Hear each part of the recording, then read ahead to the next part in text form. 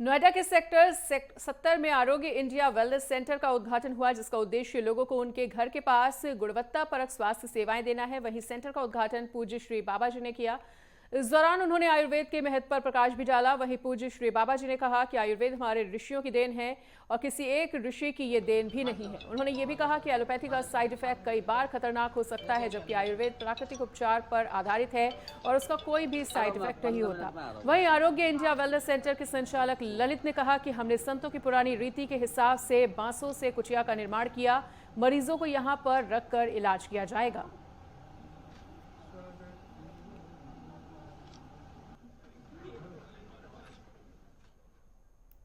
से पहले मनुष्य की स्वास्थ्य के लिए और उसकी दिनचर्या में जो भी तकलीफ आती थी उसके लिए उत्पत्ति हुई। हमारे ऋषियों की देन है, किसी एक ऋषि की देन नहीं है। एलोपैथी चलते चलते आज मनुष्य पूरे विश्व में मानवता इसकी शिकार हो रही है कि जो इसका रिएक्शन होता है एलोपैथी का, वो बहुत ही घातक होता है और वो अन्य बीमारियों को जन्म देता है। एक पर्टिकुलर बीमारी को ठीक करता है, 10 और बीमारियां लगा देता है हमेशा के लिए। आयुर्वेद में सबसे बड़ी जो विशेषता है वो ये है कि उसका ट्रीटमेंट जो होता है, जो औषधियों द्वारा होता है, जो जिनको ऋषियों और मुनियों ने चुना बहुत समय पहले, उनको उपयोग लाते हैं, उनका साइड इफेक्ट्स नहीं होता। सबसे बड़ी बात है, स्लो काम कर सकती है। जैसा भी बाबा जी ने बताया है, सरकार का साथ है, सरकार सभी का साथ और विकास की बात कर रही है।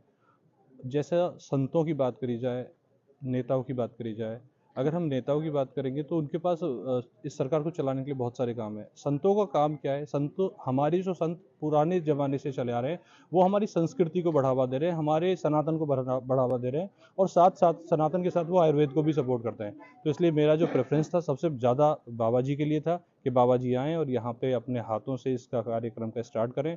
और हमने वही संतों वाली पुरानी रीति के हिसाब से, अगर आप मुझे फेवर करें, मुझे सपोर्ट करें, तो आप पीछे देखेंगे हमने बांसों के हिसाब से जो संतों की कुटिया होती है, हमने उसी का निर्माण किया हुआ है। आप पीछे एक बार अपना कैमरा घुमाएंगे तो आपको चीज़ें समझ आएंगी। और हमने उसके अंदर जो रहने का जो पूरा प्रोविज़न किया है, जो हमने उस पर रहने का जो बनाया है, वो पुराने संतों की कुटिया के हिसाब से ही बनाया है कि 3 फीट ऊंचा बांस का बेस होना चाहिए जहाँ पे रहते हैं।